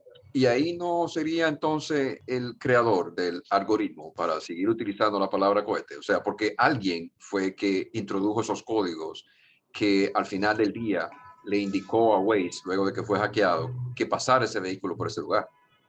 Esa es la pregunta. Eso ya ahí nos vamos más responsabilidad penal. O sea, la pregunta del $1.000.000 es aquí determina quién es el autor. Porque el fabricante podría decir, yo le enseñé tu algoritmo, tal vez yo tenía que prever este riesgo, pero en ese caso, fíjate lo interesante de tu pregunta. el sistema actuó, el fabricante actuó negligentemente, pero lo que hubo ahí fue un asesinato con premeditación, acechanza, y con alguien que sabía que Waze lo iba a mandar por esa ruta. Sí. Entonces, ese punto es interesante. Cuando la máquina actúa negligentemente, el fabricante actúa negligentemente, o como dicen en responsabilidad civil, si fuera responsabilidad por producto defectuoso, el problema se solucionó fácilmente, Claro, pero ese no es el caso. El caso aquí es un asesinato con una máquina que en principio actuó negligente. Vi a doña Rosa que se asomó ahora en el mundo virtual de Mónica Fiallo, y también le mando un beso y un saludo. Por obligación yo tengo que a doña Rosa también mandarle besos y saludos, porque si no voy a tener problemas en mi casa. Ya está saludada y besada. Jaime, y voy a hacer dos preguntas, una para Jaime en ese sentido y después otra para Castañito. Jaime, los deepfakes. ¿Cómo nosotros probamos que alguien me suplantó, que alguien hizo una serie de majaderías? Yo he visto que incluso hay tema para fines de recreación, en donde se inventan cortos de películas, en donde usan cara de actores y voces de actores para hacer una serie de majadería. Y hay algunos de la teoría de conspiración en donde dice que en algunas ocasiones han habido discursos que no han sido hechos o dirigidos por la persona propia, sino que se trató de uno de estos artefactos. ¿Cómo nosotros vemos eso? ¿Qué ha dicho la jurisprudencia? ¿Cómo se persigue? En fin, háblanos un poquito de eso. Bueno, realmente no ha habido no hay una solución perfecta para el tema. Hay que verlo caso por caso. Hay que ver cómo se puede analizar. Hay que recordarse, y sabemos que Miguelito es experto en ese tema de la evidencia, ¿no? De cómo se recoge y se puede analizar de que hay una suplantación, pero de que es difícil, es muy difícil Entendido. poderlo probar. Ya, bien. Castañito, vámonos con la parte de responsabilidad civil, sobre todo en algo que tú tocaste, aunque muy tímidamente, que son los vehículos autónomos. Se ha visto mucho en la noticia, sobre todo una marca muy particular de automóviles, en donde siempre están envueltos en accidentes. Y generalmente era que el conductor se durmió, estaba viendo una película, o se distrajo, estaba jugando Nintendo, o lo que sea. El carro o el sistema de seguridad del carro falló y causó un accidente, y hay 20.000 cosas de esas. De hecho, en una ocasión, en uno de los programas de verano de la Pucamaima, me tocó hablar un poquito de eso. Háblanos de la responsabilidad civil en ese caso. ¿A quién le corresponde? ¿Al chofer? ¿Al dueño del vehículo? O sea, o si son diferentes. Al programador que hizo un software con problemas. ¿Al fabricante del vehículo? ¿O al dealer? ¿Quién tiene la responsabilidad hacia alguno? Mira, ese es el problema más fácil de contestar dentro del universo de distintos problemas que pueden presentarse con diferentes artefactos, porque sucede que los vehículos de motor tienen una matrícula. Todos tienen una matrícula para circular en la vía pública, y eso identifica quién es el guardián del vehículo. Por lo tanto, no habrá ninguna diferencia en ese vehículo, aunque sea con inteligencia artificial, o sea, con los demás vehículos tradicionales.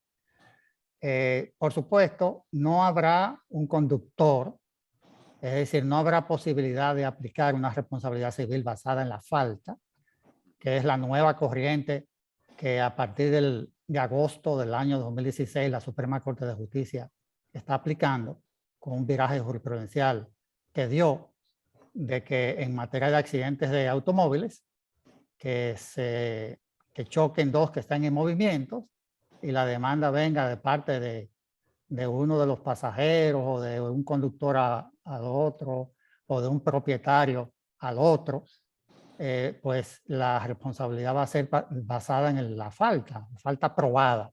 Es decir, las presunciones de responsabilidad y de falta no se van a aplicar en ese caso, pero en el caso del vehículo autónomo eso sería imposible de aplicar porque no hay un conductor. Ajá. Entonces aquí habría que identificar al guardián de la cosa inanimada, que es el que está en la matrícula, generalmente el propietario. Entonces, si acaso el fallo que produjo el vehículo y que provocó el accidente fue un defecto del fabricante, en el software, por ejemplo, o en algún aspecto mecánico del vehículo, pues habrá una acción en repetición que tendrá que adquirió el vehículo contra el fabricante o el diseñador del software o la parte propiamente que falló del vehículo, el fabricante de la parte que falló del vehículo. Hay que tener en cuenta que en materia de responsabilidad civil del fabricante por productos defectuosos, también es responsable el que fabricó la pieza del vehículo o de la cosa, del avión, del vehículo, de lo que sea, que falló en particular. Y esa es una responsabilidad que es solidaria. Es decir, la víctima puede escoger a quién demanda, generalmente van a demandar de la matrícula, pero el de la matrícula repite contra los otros. Exacto. Y ahora que estamos hablando de eso, tengo aquí una pregunta que dice que un punto a considerar en la legislación sobre inteligencia artificial sería lo relativo a la robótica, a los fines de evitar que la misma se use para fines militares o de guerra. En ese aspecto, yo no sé en qué medida pudiera haber una legislación que lo limite, porque cada vez más el Nintendo se está convirtiendo en la, y digo Nintendo, no porque tengamos nada contra ellos, o los juegos, vamos a ponerlo así, o los videojuegos, para no mencionar ninguna marca. Las guerras cada vez más se ven como si fuera un videojuego. Entonces, ¿en qué medida pudiera uno restringir eso? O en caso de que un dron de esto reviente una ciudad, algún miembro que tenga, alguna persona que tenga interés, se vaya y se querelle o pida una indemnización a aquel que fabricó el dron que causó el daño. Cualquiera otra que lo quiera responder. Bueno, yo diría que primero eso es un poco difícil, porque las guerras son producidas entre naciones. Es decir, la guerra no se da porque se sublevó una persona en un territorio y armó una guerra. Eso se ha dado, pero eso es muy raro. Las guerras se dan de una invasión tipo Rusia a Ucrania, o un conflicto armado entre naciones. Y ya serían las Naciones Unidas las que tienen que promover ese tipo de cosas, y creo que eso existe. Ahora, la inteligencia artificial no es posible prohibirla, ni siquiera en la guerra. De hecho, se usa. Ayer lanzaron un misil, que ese misil de prueba, ese misil tiene inteligencia artificial, evidentemente. Y eso, imagínate, ¿quién puede controlar eso? Eso es imposible. Mira, después de lo de Putin, evidentemente que todo cambia en el concepto de guerra, pero el Tratado de Roma, evidentemente que trata los delitos de la guerra. Bueno, sí, es una pregunta válida en el sentido de ver si esa capacidad que le da la inteligencia artificial sobre el otro, hay un delito que se llama el delito de perfidia, el delito del engaño, el delito de una fuerza superior, podría regularse. Evidentemente sigue siendo un tema, vuelvo y repito, el Consejo de Europa, el Consejo Económico de Europa no encontró una regulación, lo que están haciendo propuestas de que los estados regulen.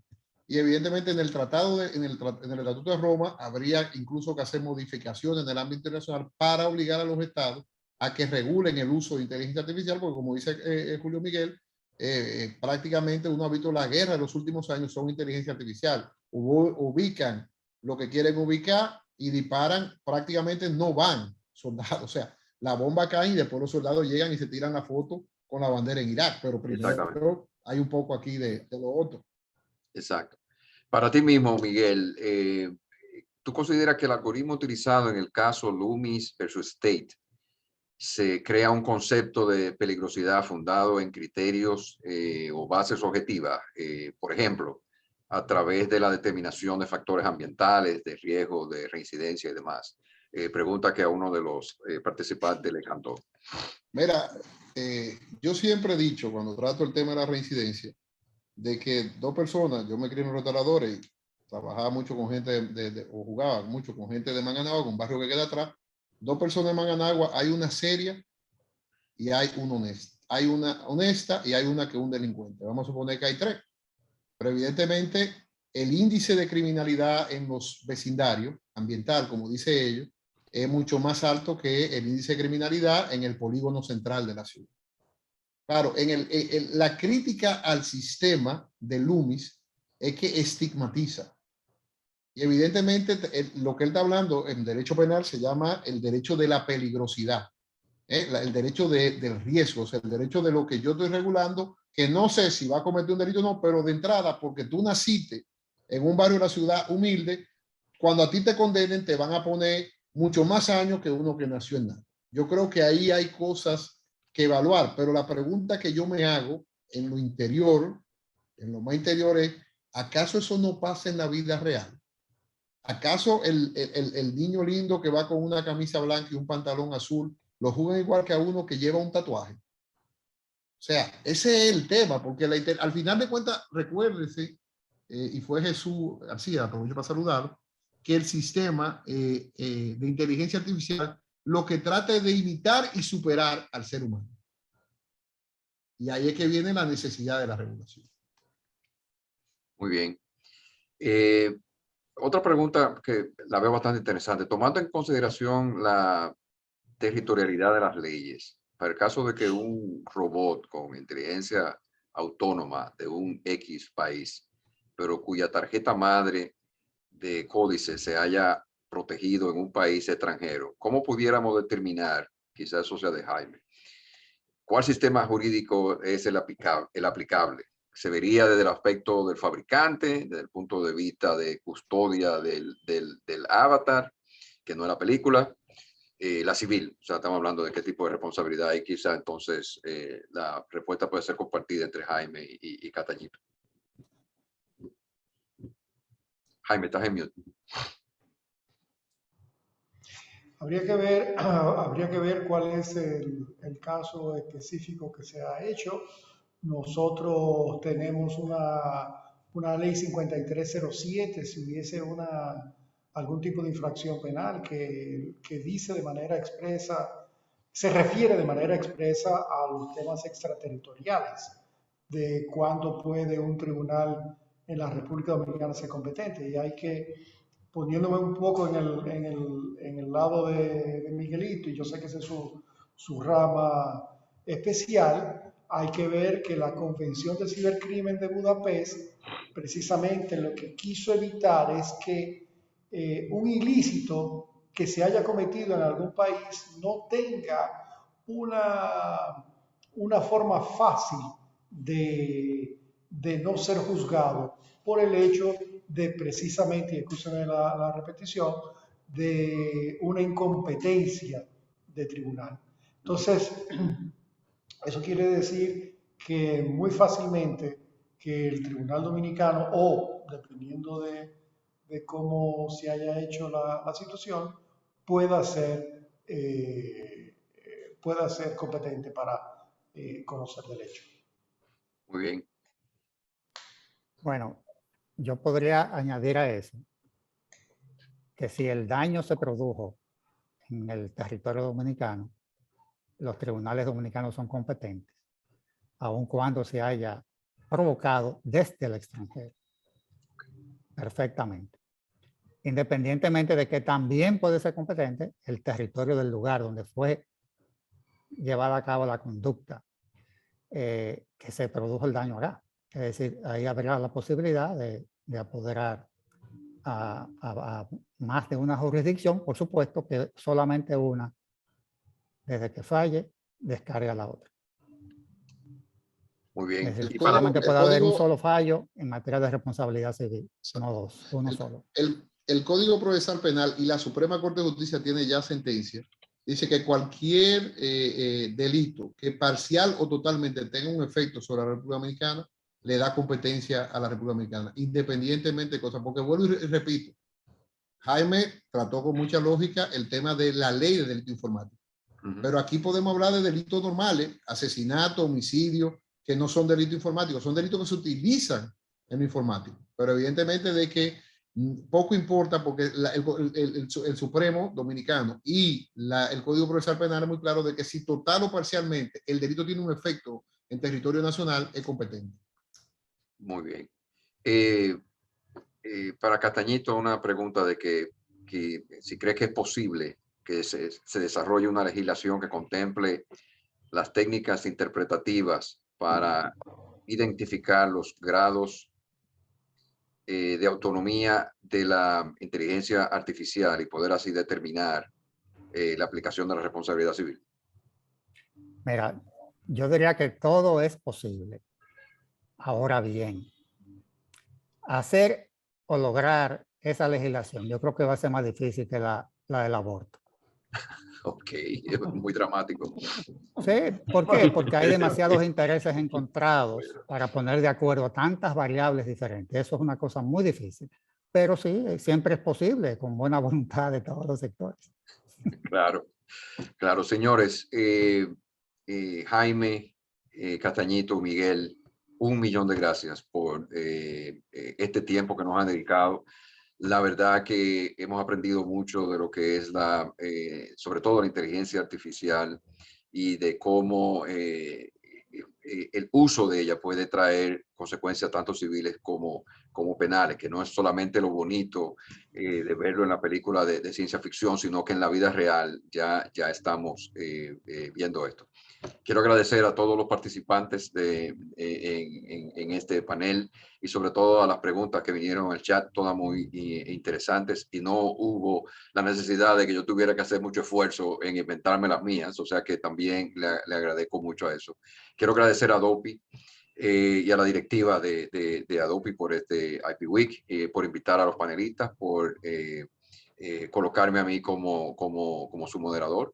Y nada, hemos llegado al fin de esta presentación y no sé si alguno de los panelistas quiere tener unas palabras finales antes de nosotros entonces darle al botón de off, o que la administradora del IP deje de llenarme el WhatsApp de que ya terminemos.